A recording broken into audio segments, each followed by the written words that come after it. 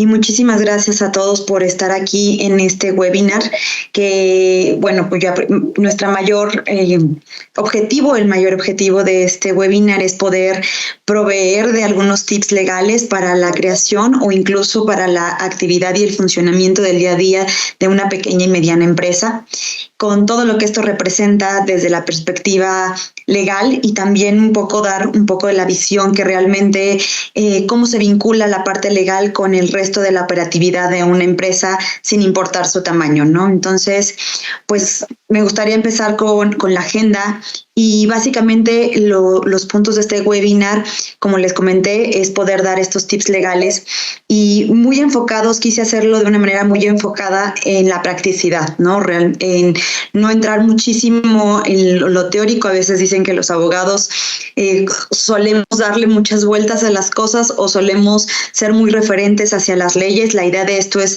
traer lo que la ley nos dice y poderlo traer de una manera más pragmática para el mejor entendimiento pues de los emprendedores, que al final del día son los que realizan los que constituyen pequeñas y medianas empresas y que empujan al crecimiento económico de nuestro país, ¿no? Entonces, vamos a ver un poco de estadísticas. ¿Cuáles son los elementos básicos que debemos considerar cuando queremos emprender un negocio, una pequeña y mediana empresa? ¿Cuáles son los puntos básicos en los que uno tiene que pensar? ¿Cuáles son las figuras jurídicas bajo las cuales yo puedo operar, ¿no? Una pequeña o mediana empresa? Dos de las figuras jurídicas más importantes o de mayor uso, tanto por su practicidad como por la común, digamos que es lo más común en el uso legal, ¿no? Que son la sociedad anónima simplificada y la sociedad anónima. ¿Cuáles son los elementos para constituir una sociedad?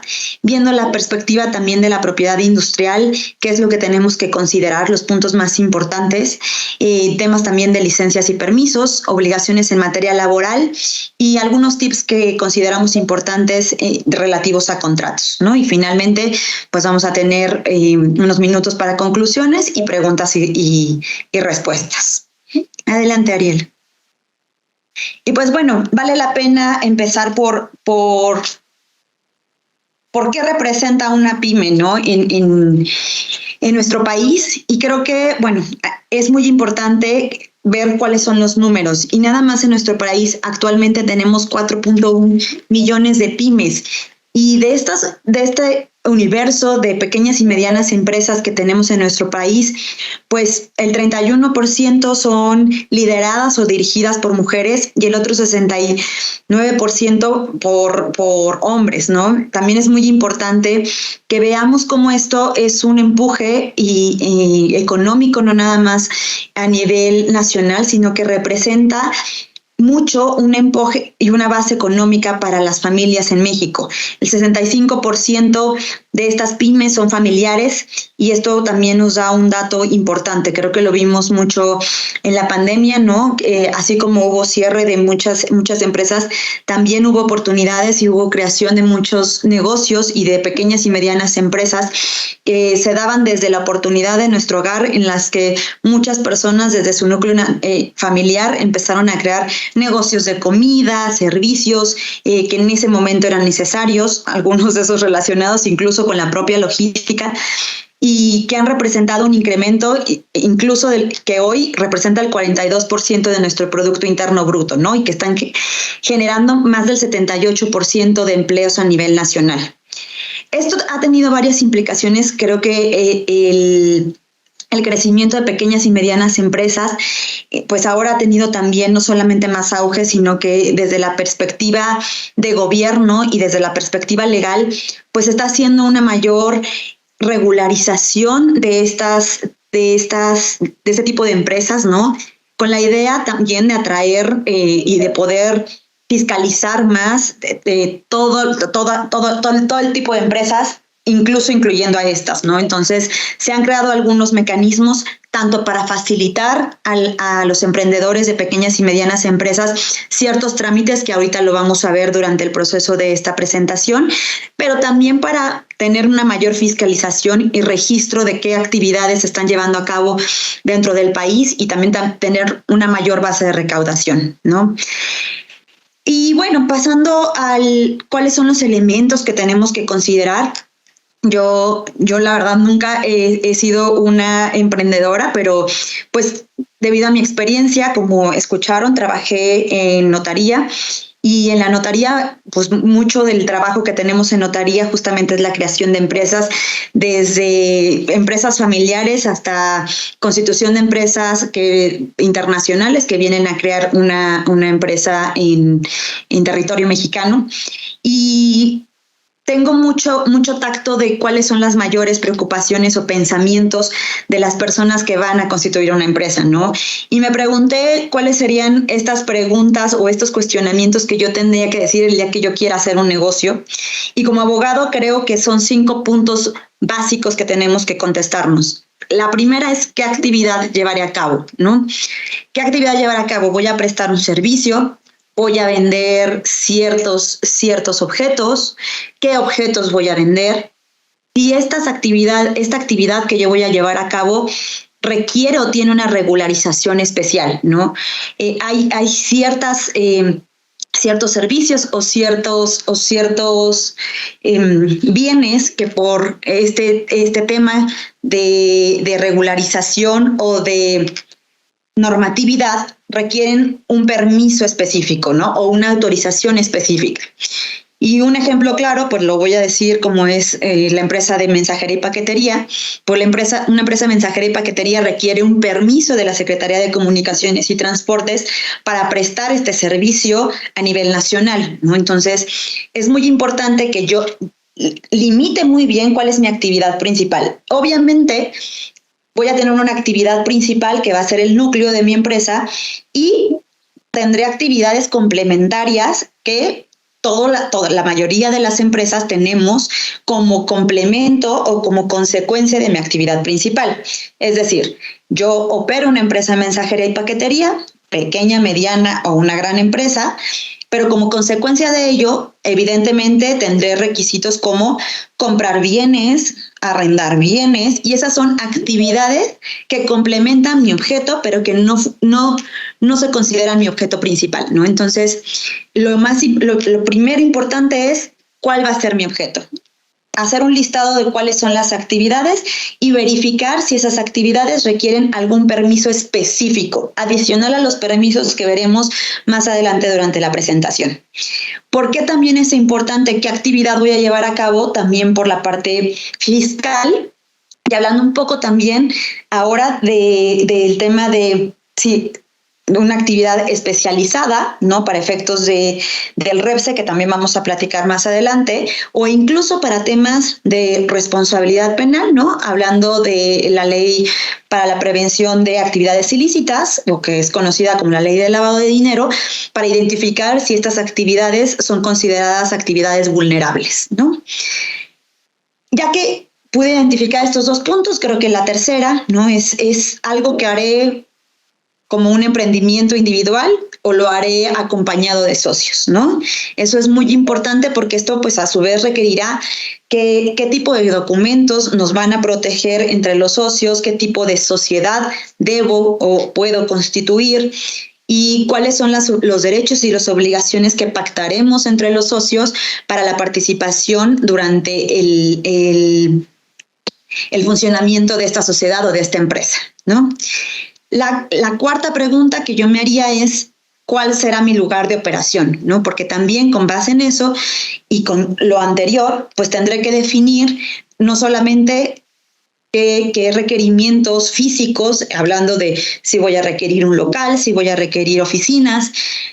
También tengo que verificar cuál es el costo operativo que eso implica desde la perspectiva de permisos, licencias de manera local, porque recordemos que todo lo que se refiere a permisos operativos para poder operar en un local o en un establecimiento son permisos que responden a requerimientos municipales y locales. Entonces, se tendrá que hacer un estudio también de lo que eso implica, el dónde voy a operar, ¿no? Y la quinta es, pues, si tendré empleados, ¿no?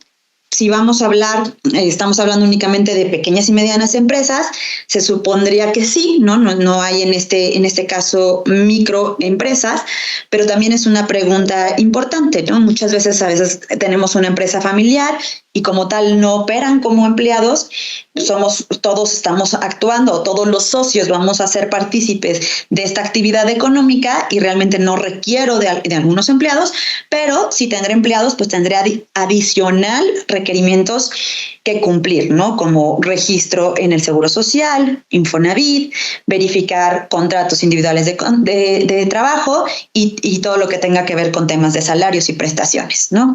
Entonces, desde mi perspectiva, obviamente hay otros factores que debemos considerar alternos o que seguramente estarán pues circulando alrededor de estos 5 factores, pero estos 5 factores para mí, desde la perspectiva legal, son los más importantes y críticos a evaluar y a tomar en cuenta previo a tener este emprendimiento o la constitución de una empresa o de una persona moral, hablándose como tal legalmente de una sociedad, ¿no? Adelante, Ariel. Y bueno, el cómo la voy a operar, pues recordemos legalmente, pues existen 2 tipos de personas, la persona jurídica o persona moral y la persona física. Y vamos a empezar de lo más sencillo, la persona física, pues somos los individuos, ¿no? Nosotros, personas físicas que somos considerados individuos con derechos y con un patrimonio. ¿Que yo, como persona física, puedo poner un negocio? La respuesta es sí, ¿no? ¿Qué tendré que considerar si yo como persona física quiero poner un negocio? Pues habrá 2 cosas, ¿no? Lo que les decía, las actividades y una estimación de ingresos anuales. Hablando de la operación per se, en este caso no requiero de la constitución de una persona adicional, pero lo que sí tengo que evaluar va a ser cuál va a ser el régimen fiscal bajo el cual yo voy a operar, ¿no? Como persona física, y tendré que evaluar estos 2 factores. Es importante que en la parte del régimen fiscal que nosotros elijamos de acuerdo a las actividades y a la estimación de ingresos, veamos también esta estimación de ingresos a futuro, ¿no? Es decir, no nos centremos únicamente en lo que estoy viendo muy en el corto plazo, sino que lo veamos a futuro, porque estos regímenes fiscales pues pueden tener beneficios cuando los ingresos son reducidos, pero si ustedes en un corto, mediano plazo están viendo un incremento de esta estimación de ingresos anuales considerable, tal vez sea bueno poder considerar otro régimen fiscal, como el de régimen de actividades empresariales, en donde podamos tener mayores beneficios en términos de deducibilidad de gastos, ¿no? Y bueno, y por otro lado voy a operar como persona moral, es decir, necesito crear una empresa o una persona alterna a mi persona física para poder operar. Si la respuesta es sí, entonces tendré que constituir una sociedad para que yo pueda operar bajo una persona moral.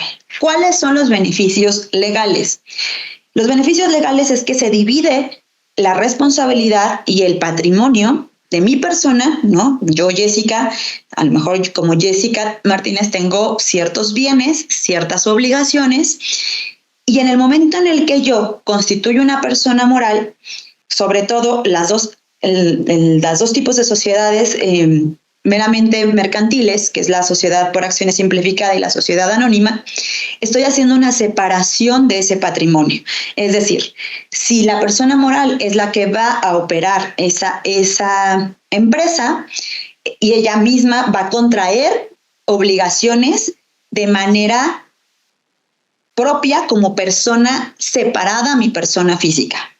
Lo que quiere decir es que esa persona esa persona moral, dícese la sociedad, va a tener su capital, va a tener sus bienes muebles o sus bienes inmuebles y también sus propias deudas, lo que implica que el día de mañana yo no responderé por esas obligaciones directamente relacionadas con esa persona moral o sociedad, ¿no? Ese es el primer beneficio. Entonces, sí va a haber una responsabilidad, por supuesto, en el caso de que yo como socia o directiva, las acciones que yo realice como parte de esas funciones, pero no por la contratación que realice la persona moral o la sociedad, ¿no? Entonces, ese es el principal beneficio de tener una persona moral separada. ¿Qué implica? Pues tiene otras implicaciones administrativas y financieras. Por supuesto, implica tener un doble control, una doble contabilidad, tener mayor control administrativo y documental, porque al tener una persona moral, pues tengo otro tipo de obligaciones, ¿no? Estas personas morales deben de tener libros societarios, una contabilidad específica, hacer declaraciones por las dos personas y tener un mayor control financiero para estos efectos, ¿no? Y bueno, hablando de las personas morales, existen las personas morales con fines de lucro y sin fines de lucro. En las sociedades o personas morales sin fines de lucro, pues estamos hablando de asociaciones civiles, ¿no? Que son aquellas que tienen una función o un objetivo más de ayuda o voluntariedad hacia la sociedad, y las sociedades civiles que como tal no tienen un fin de lucro, sí pueden tener un fin económico, pero hablamos de lucro como esta ganancia adicional que se tiene a lo mejor por enajenación de bienes, ¿no? Muchas de las empresas que pueden constituirse como una sociedad civil, pues lo vemos en todas las prestaciones de servicios profesionales, los despachos de abogados, los despachos de contadores, que no tienen como tal un fin de lucro, pero sí un fin económico, ¿no? Porque per se ese beneficio económico deriva únicamente del conocimiento profesional y la prestación de servicios. Pero en este caso, al estar hablando de pequeñas y medianas empresas, pues estamos hablando principalmente de empresas que tienen un fin de lucro, ¿no? Que es la prestación de servicios con fines de lucro o la compra y venta de bienes, ¿no? Y para estos efectos existe la sociedad, el Código de Comercio y la Ley General de Sociedades Mercantiles, y la Ley General de Sociedades Mercantiles te define 7 tipos de sociedades que tú puedes constituir. Sin embargo, las más útiles, las más prácticas, por el tipo de responsabilidad entre los socios y por la manera de constituirse, son la sociedad de acciones por acciones simplificadas y la sociedad anónima. Adelante, Ariel. Y bueno, pues nos vamos a preguntar cuál es la diferencia entre una y otra, ¿no? La sociedad anónima se ha dicho siempre que es la sociedad por excelencia, la sociedad mercantil, ¿no? La empresa mercantil, porque como su nombre lo dice, tiene como mayor objetivo es mantener el anonimato a los accionistas que forman parte de esta sociedad, para efectos de que específicamente sea la sociedad quien tenga la responsabilidad única y haya una separación de bienes y del patrimonio entre los accionistas y la sociedad moral, ¿no? Y por lo tanto, también se responda únicamente hasta por los bienes que tenga la propia sociedad anónima. Esta sociedad anónima ha existido en la Ley General de Sociedades Mercantiles y pues tiene cierto proceso de constitución, ¿no? La sociedad anónima simplificada se creó hace, la verdad no recuerdo mucho el año, pero tiene poco, ¿no? Unos que serán 10 años, ¿no? 8 o 10 años. Y el objetivo de esta sociedad por acciones simplificada lo que tiene es que, primero, permitamos que una sola persona pueda constituir una sociedad. Ninguna de nuestras sociedades o mercantiles o personas jurídicas mercantiles tenían esta opción de que pudieran constituirse por solamente una persona. Todas nos requerían tener más de 2 accionistas. La sociedad por acciones simplificadas sí te da esta opción de que tú solo, de manera individual, puedas constituir esta sociedad por acciones simplificada. El otro beneficio es que justamente pensando en las pequeñas y medianas empresas, se detectó que uno de los impedimentos era que el trámite para constituir una sociedad anónima pues era costoso y era largo, ¿no? Y a veces complicado de entender. Requerimos de un notario público forzosamente, ¿no? Y eso pues de entrada ya implicaba tener una asesoría jurídica y tener un costo adicional, ¿no? Y en la sociedad por acciones simplificada se buscó eliminar ese costo y eliminar esa necesidad de tener una asesoría de un tercero, ¿no? Entonces, de entrada, el costo de constitución entre una y la otra es que la sociedad anónima te va a costar aproximadamente entre 15,000 y 20,000 pesos. La sociedad por acciones simplificada, para efectos prácticos, no debería de tener ningún costo. ¿Por qué? Justamente por la formalidad que requiere una y la otra. la sociedad anónima en la Ley General de Sociedades Mercantiles sí te indica que requieres una formalidad y el principio básico es que tendrías que formalizarlo o protocolizarlo ante un notario público. Entonces, esto implica que y tú ibas con el notario te hacía la solicitud de tu denominación social, tus estatutos sociales, esos estatutos sociales, voy a ser honesta, ¿no? Generalmente son estatutos que el propio notario realiza, pero que tú tienes esa potestad de poder modificar con conocimiento y de buscar asesoría para modificar estos estatutos sociales, hacer una escritura, que es una escritura de constitución de sociedad, donde tenían que firmar las personas, los accionistas, que pueden ser personas físicas o personas morales a su vez. Y una vez que se firma esa escritura de constitución de sociedad, pues se tiene que registrar ante el Registro Público de Comercio del estado en donde nosotros estemos llevando a cabo el acto, ¿no? La sociedad por acciones simplificada, esta formalidad no la requiere, te dan este beneficio de hacer todo este registro y todo este trámite de manera digital a través del sistema electrónico de constitución. Y este sistema electrónico de constitución, pues es un sistema muy amigable en donde te genera automáticamente ya unos estatutos, que aquí sí no vamos a poder entrar en una modificación de los mismos, pero que están muy apegados a las generalidades de la Ley General de Sociedades Mercantiles. Realmente pues es lo mínimo que te pide la propia ley. Y una vez que esto se realiza, ojo, sí, para que tú puedas ingresar al sistema electrónico de constitución, uno, ya debes de tener tu firma electrónica avanzada, ¿no? Como accionista. Y dos, ya deberías de tener la autorización de tu denominación social, ¿no?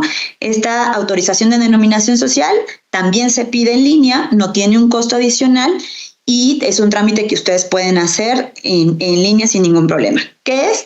Básicamente que la Secretaría de Economía te autorice el nombre que tú le quieres poner a la empresa, ¿no? Si quiero que se llame Gema Bonita, ¿no? Entonces yo mando una solicitud a la Secretaría de Economía a través también de un sistema electrónico y ellos me van a decir si autoriza o no autoriza esa denominación o razón social, con base en qué, verificando que no exista otra empresa con un nombre similar o igual, ¿no? Entonces, esa es la diferencia. A lo mejor en la parte de la sociedad anónima, el notario no necesariamente ya te va a requerir tu firma electrónica avanzada, eso es algo que puedas hacer con posterioridad, pero que eventualmente lo vas a tener que hacer, y el trámite correspondiente en línea para la autorización y solicitud de esta denominación, muchas veces ellos mismos te ayudan a realizar, ¿no? Pero, pues finalmente es un trámite que nosotros podemos llevar a cabo. ¿Existe un capital mínimo? No, puedo con un peso constituir cualquiera de las dos sociedades. Sin embargo, sí existe un capital máximo, que en el caso de la sociedad anónima es ilimitado, pero para el caso de las acciones de la sociedad por acciones simplificada, tiene un límite de hasta 5 millones de pesos de ingresos anuales. Esto es muy importante que ustedes lo tomen en cuenta al momento de constituir su sociedad. ¿Por qué? Porque si yo ya estoy viendo que en un año, ojalá no, estoy haciendo un estimado de que mis ingresos van a ser mayores a esos 5 millones de pesos, lo único que voy a hacer es retrasar mi proceso, porque una vez que yo llegue a esos 5 millones de pesos anuales, ¿qué creen que voy a tener que hacer? Pues voy a tener que constituir una sociedad anónima o una sociedad mercantil.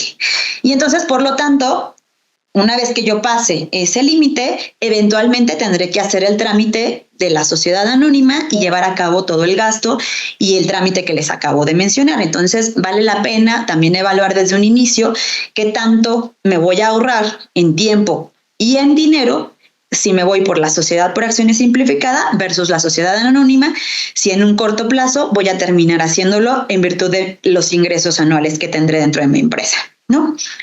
La otra diferencia, como les mencioné en un principio, pues es que la sociedad anónima sí o sí debo de tener un accionista, mientras que en la sociedad por acciones simplificada no es necesario, ¿no?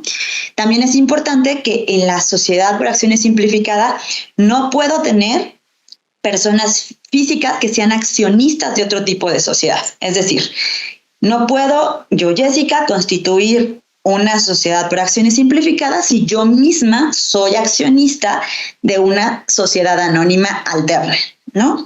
¿Por qué?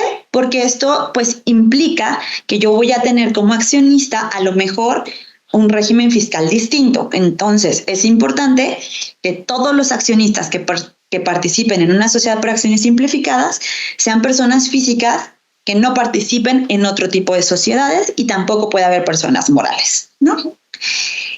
Otras obligaciones a considerar diferentes, porque hay muchas obligaciones que son comunes por ambos tipos de sociedades, porque se rigen por la misma Ley General de Sociedades Mercantiles, pero hay algunas obligaciones que se distinguen entre una y otra. Una es que la sociedad anónima te requiere que año con año tú separes el 5% de tus utilidades para tener un fondo de reserva. En la sociedad por acciones simplificada esto no es necesario. Sin embargo, tienes otras obligaciones, ¿no? Que es difundir en el sistema electrónico de publicación de sociedades mercantiles contratos que tengas celebrados con los propios accionistas, un informe anual de situación financiera, y esto para poder cruzar que efectivamente no estés pasando el límite de los 5 millones de pesos, avisos de suscripción de capital o de variaciones de capital, cosas que no tienes que hacer en la sociedad anónima, ¿no? Y bueno, lo que les comenté, transformarse a una sociedad mercantil una vez que se rebase el monto de ingresos anuales permitidos. ¿Cuáles son las obligaciones comunes? Pues en ambos vamos a tener que tener libros corporativos, tener una contabilidad, el tener representación a cargo de un administrador único o de un consejo de administración, y en ambas el órgano supremo, es decir, el órgano que por excelencia tomará las decisiones, será la asamblea de accionistas, ¿no? Adelante, Ariel.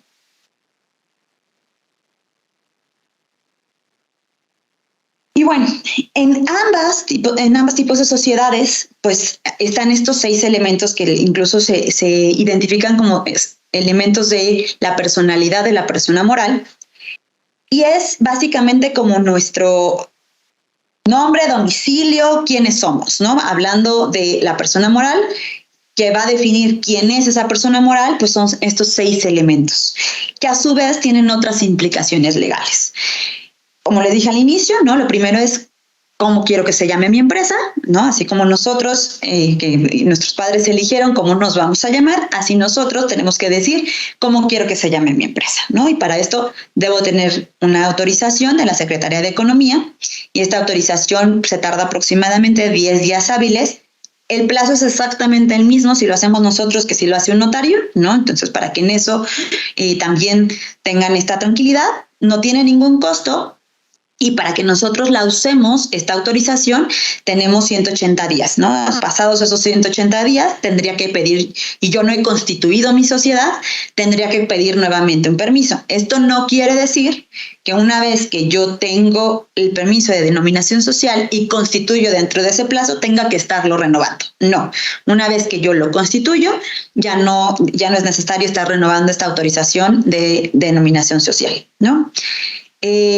Creo importante, que también tocaremos más adelante, que es importante ver si esta denominación social a su vez incluye algún tema de marca, ¿no? Si lo que yo quisiera registrar, para que podamos llevar a la par esta situación, aunque no es necesaria ni indispensable, ¿no? Eso lo vamos a hablar más adelante, pero es importante tener esta distinción en que la autorización de mi denominación social es totalmente independiente de una marca que yo quiera registrar, por distintiva de ya sea un producto o un servicio que yo esté presentando. Entonces, ahorita únicamente estamos hablando de cómo se va a llamar mi empresa, ¿no?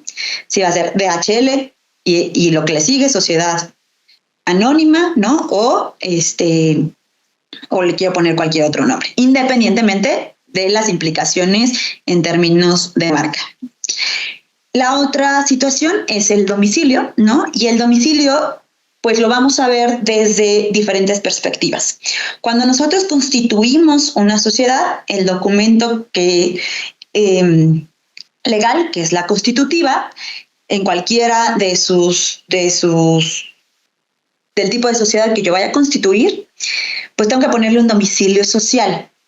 Es decir, yo le voy a poner el domicilio social, generalmente es muy general y refiere únicamente al estado en el cual voy a tener el domicilio de mi empresa como domicilio social.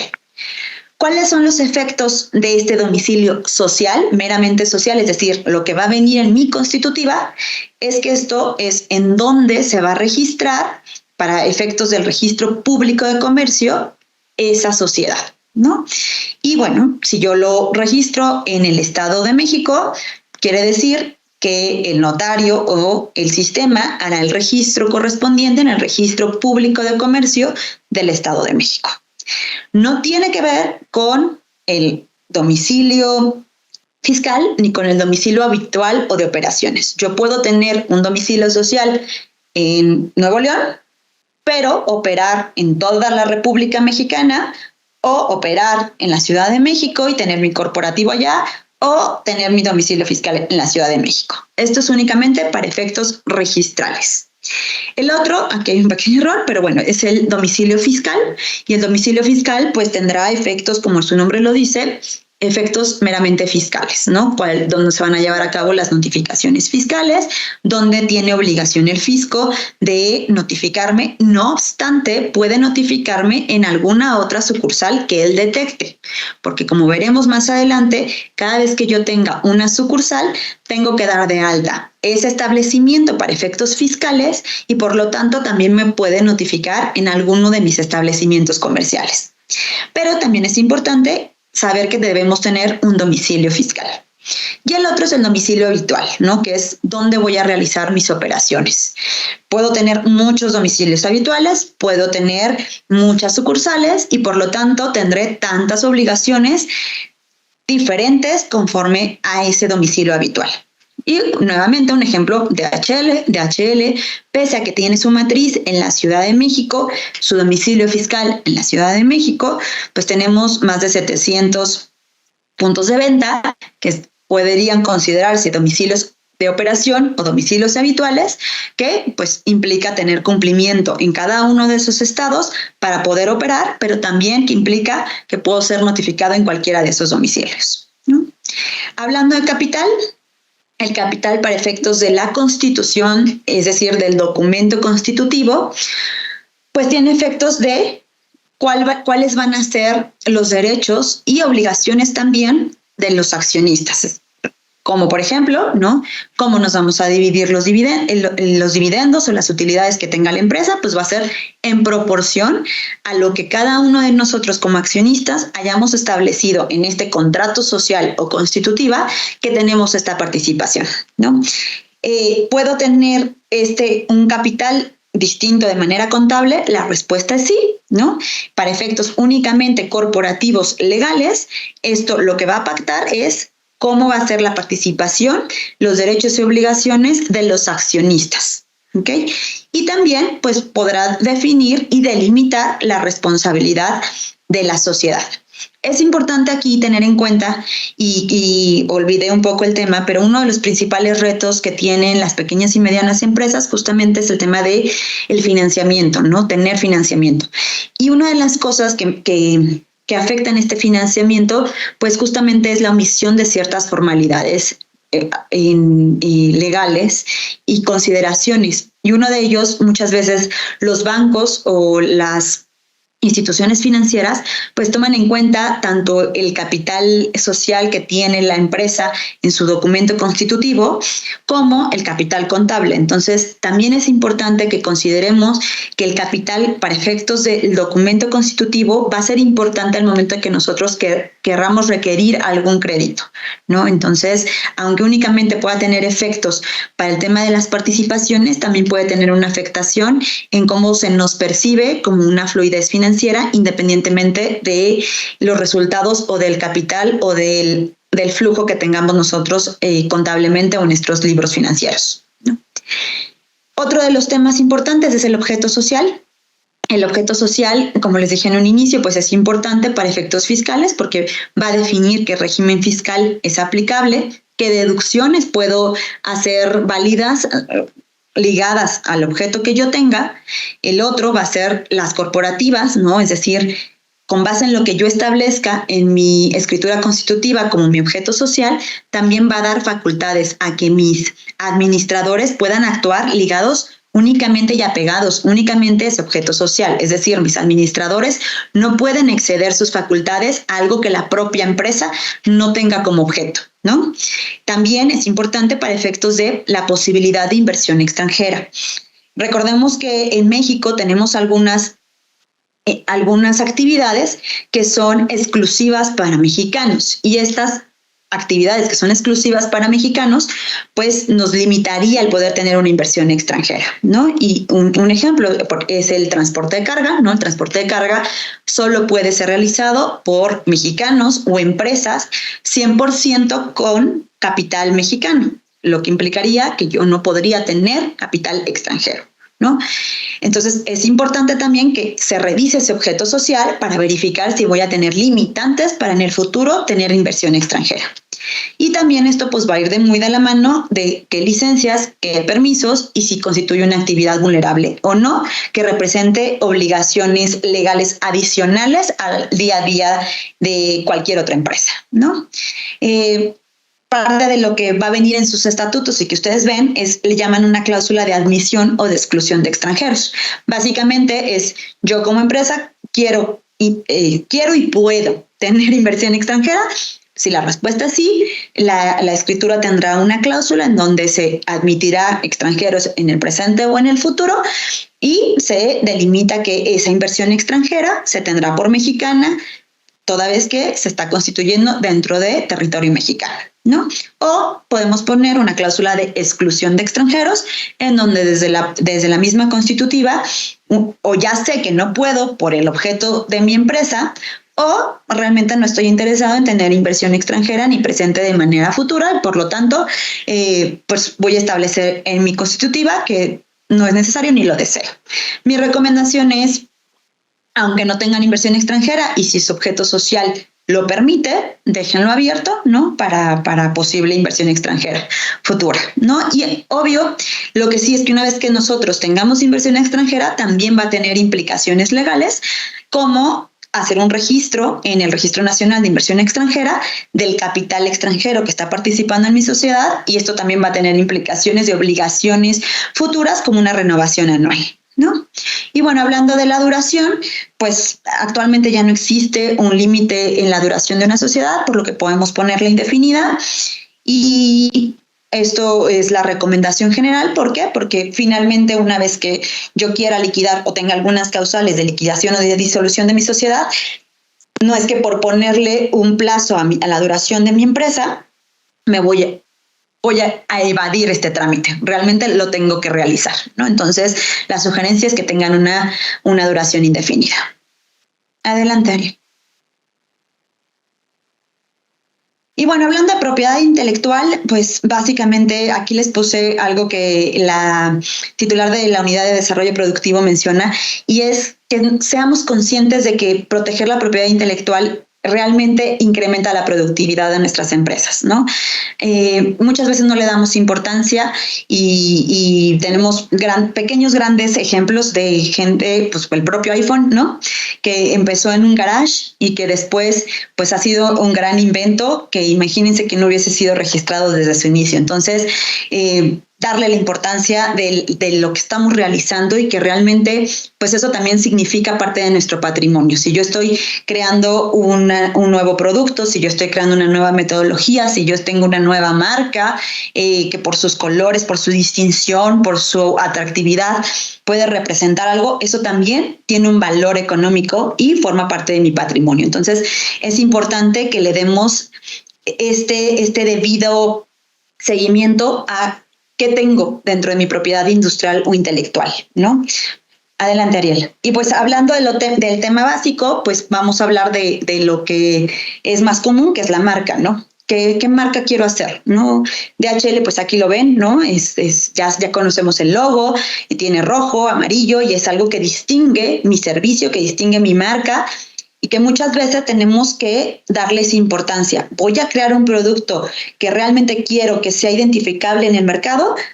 ¿Cómo con una marca, ¿no? Entonces, solo aquí yo lo que les quería pues compartir es un costo mínimo, ¿no? Lo podemos hacer nosotros, realmente no requiere de mucha asesoría legal. En la propia página del INPI te dan los mecanismos y las herramientas para que tú puedas realizar este registro a través de su portal de internet, y pues mi recomendación es que veamos que el costo es mínimo versus lo que realmente puede representar a futuro en nuestro patrimonio dentro de una empresa o como persona física. Yo puedo ser propietaria de una marca, no tiene que ser una persona moral, llevar a cabo este trámite, ¿no? Adelante, Ariel. Ya se nos está acabando un poco el tiempo, pero bueno, en la parte de licencias y permisos, pues lo que les decía en un principio, es importante considerar que pues estas licencias y permisos para que yo tenga un establecimiento son la mayoría de ellos requerimientos municipales y locales que yo tengo que establecer, ¿no? Y que tengo que tramitar. Y los básicos, pues es el permiso de uso, ¿no? El aviso de apertura de establecimiento, la licencia de funcionamiento, licencia de anuncios publicitarios, que básicamente es pues el nombrezote que le va a poner al frente de mi local para que la gente sepa que soy quien soy y que estoy vendiendo, pues también requiere de una licencia de anuncios, alta ante el SAT de ese establecimiento y el dictamen de protección civil y bomberos. Estos son, los estoy haciendo relacionados con la Ciudad de México, vienen pues las autoridades, pero muchas veces esto se replica a nivel nacional. Les puedo decir incluso por experiencia que realmente es exactamente los mismos trámites que tenemos que llevar a cabo en algunos municipios. Pocas veces les diría que esto se reduce, más bien les diría que en algunos casos tendremos algunos trámites adicionales relacionados con temas ambientales o algunos otros trámites que requieran en cada una de las cabeceras municipales, pero veo muy poco probable que esto se reduzca, ¿no? Adelante, Ariel. Y bueno, las obligaciones en materia laboral, bueno, básicamente es el alta de seguridad social y el alta patronal, pero quisiera hacer hincapié sobre todo en el REPSE, ¿no? El REPSE es algo nuevo, es algo que derivó de la reforma que tuvimos en el año 2021, que como recordarán, su principal objetivo era prohibir la subcontratación, ¿no? ¿Y esto para efectos de qué? De evitar esta subcontratación de personal de actividades propias de las empresas, ¿no? Y lo que se hizo con este registro fue pues hacer que únicamente las empresas que están prestando servicios especializados y que van a poner a disposición de otra persona, personal propio, lleven a cabo este registro.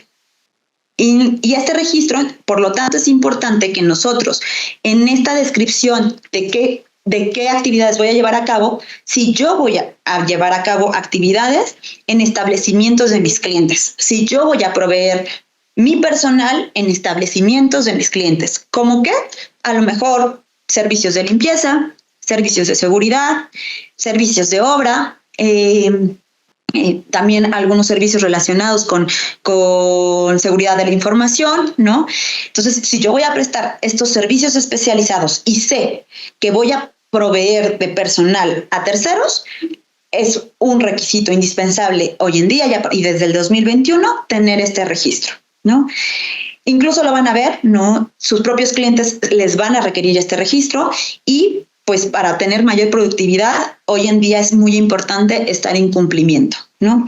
Antes podíamos parecer que era mucho más fácil evitar o evadir o omitir el cumplimiento de ciertas leyes. Parte de estos registros justamente es esto, ¿no? Que no lo evadamos porque al final incluso se está haciendo copartícipes a tu cliente y a ti como empresa de el no cumplimiento de estas empresas, de este tipo de registros. Entonces, pues yo, si voy a ser su cliente y ustedes no tienen el registro que está pidiendo la Secretaría de Trabajo, yo no voy a querer participar ni contratar con ustedes porque me hago obligada solidaria del incumplimiento de sus obligaciones. Entonces, sí es importante que ustedes consideren esta nueva obligación para que ustedes puedan prestar los servicios y poder atraer mayores clientes en su día a día, ¿no?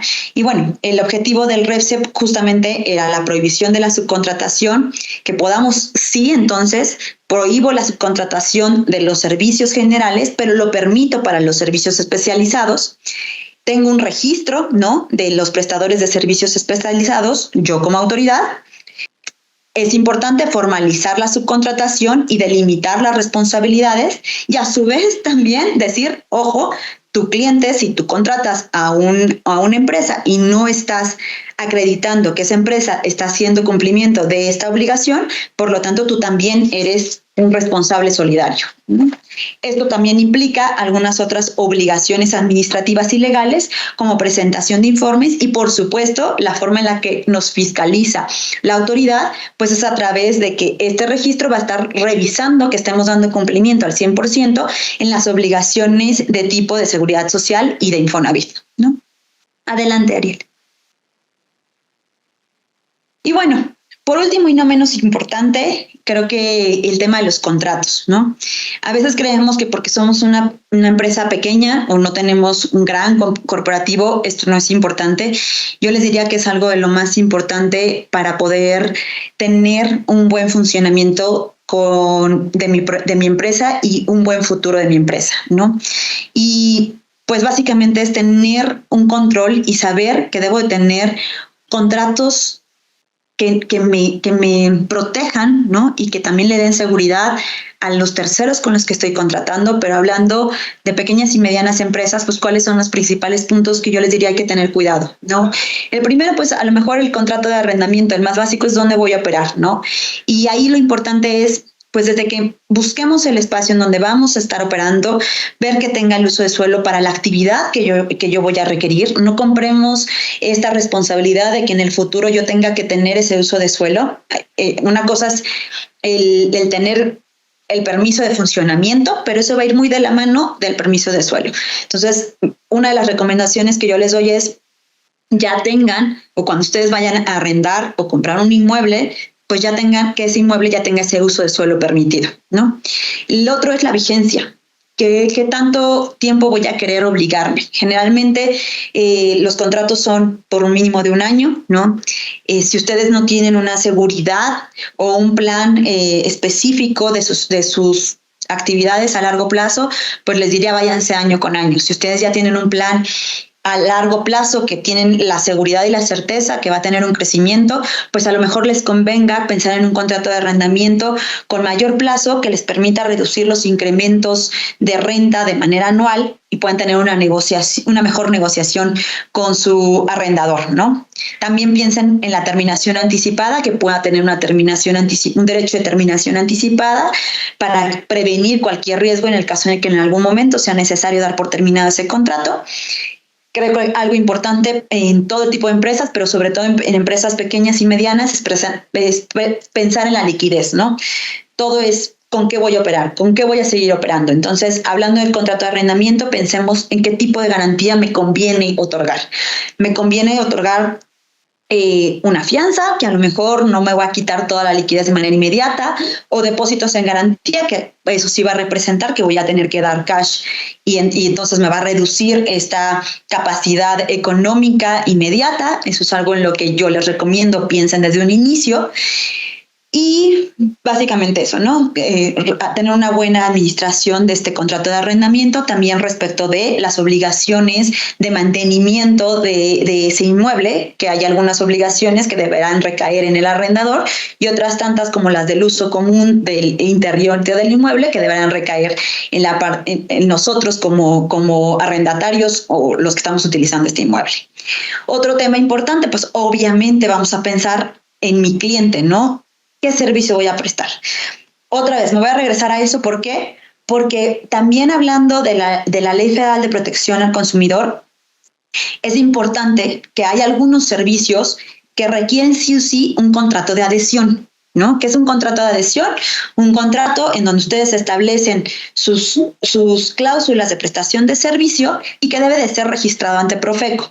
¿Para qué? Para que Profeco revise que no hay un exceso o un abuso, a lo mejor, para nuestros clientes. Alguno de estos servicios, como ustedes lo saben, a lo mejor los servicios de tintorería, servicios de estacionamiento, pues que muchas veces ya sabemos que es un servicio estandarizado, y entonces lo que hace Profeco es ciertas actividades, te dice, ven, tráeme tu contrato, te lo voy a revisar, te lo voy a registrar, y tú vas a hacer mención a este contrato de adhesión, que además ya no está sujeto a cambios ni por ustedes, a menos de que hagan cambios en el registro, pero sobre todo tampoco por sus clientes. O sea, no van a estar sujetos a negociación o modificación, lo cual también puede ser muy bueno para ustedes, ¿no? Entonces, parte de lo que se tendrá que revisar es la actividad que estoy realizando. ¿Requiere un contrato de adhesión registrado ante Profeco? Sí, no, para poder realizar el trámite. Que tengan también claridad en sus términos y condiciones del servicio para evitar pues cualquier reclamo fuera de lo común o de lo que ustedes permitan, ¿no? Que pueda hablar de si le voy a dar garantía de los bienes o de los servicios a los clientes, por cuántos días, cuáles son los requisitos para que esas garantías sean válidas, y eso también no protege solamente al cliente, nos protege también a nosotros porque estamos estableciendo límites dentro del proceso. De lo contrario, recuerden que tanto los consumidores como los empleados pues tienen una preferencia por la autoridad. Entonces siempre es mejor que nosotros tengamos muy bien delimitados estos términos y condiciones. Y algo muy importante que también está muy le están haciendo muchísima comunicación, pero que más allá de la comunicación que le esté dando el gobierno, es la importancia que tiene el cuidado de los datos personales, ¿no? Todo, tanto la compraventa de bienes como la prestación de servicios, implica que vamos a tener un dato personal, ¿no? Y de entrada, pues el nombre, ¿no? Y si yo voy a cobrar, pues necesito el nombre para facturar, y eso ya implica que voy a tener en mi posesión datos personales. Entonces, realizar un aviso de privacidad, aunque sea corto, no necesita ser muy amplio, pero cubrir los elementos básicos para este aviso de privacidad y tenerlo a la vista de todos nuestros clientes. Importante considerar que el aviso de privacidad no es exclusivo para nuestros clientes, sino que deberá de incluir también todos los datos personales que podré tener, tanto de empleados como de proveedores, ¿no? Y pues hablando de empleados, pues tener un contrato individual de trabajo que delimite también cuáles son estas condiciones generales de trabajo, y tener reglamentos internos y capacitaciones, dependiendo también obviamente del tipo de operación que estemos llevando a cabo.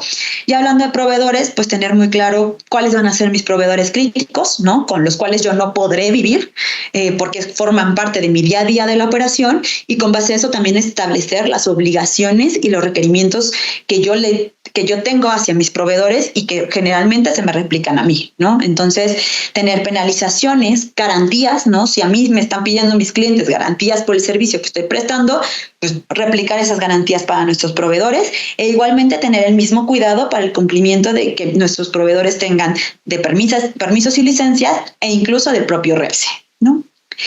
Y bueno, hasta ahí he terminado con esta pequeña plática, ¿no? Creo que en conclusión lo que yo quisiera transmitirles es que pues es importante estructurar las necesidades que nosotros tenemos para tener mi negocio, para emprender un negocio.